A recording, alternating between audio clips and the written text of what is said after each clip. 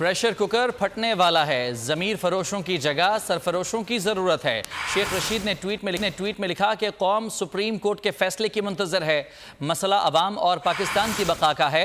अशराफिया भी अवाम के निशाने पर हैं। शेख रशीद ने मजीद कहा कि कराची के मेयर के इलेक्शन ने आंखें खोल दी हैं। मुल्क में इलेक्शन की तैयारी के अलावा सब कुछ हो रहा है।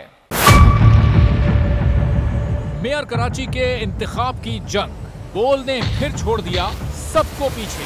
इस वक्त मुर्तजा वहाब मुंतखब हो गए हैं मेयर कराची, ये ऐलान कर दिया गया है बाकायदा तौर पर। अब सहाफती रिवायत रखी बरकरार, बोल ने दिखाई सबसे बड़ी ट्रांसमिशन। और ये सब्जेक्ट था, मैंने आपको कहा कि नंबर गेम में जमात इस्लामी के पास नंबर पूरे नहीं है। लम्हा बलम्हा की सूरत हाल से किया बाखबर अवाम को।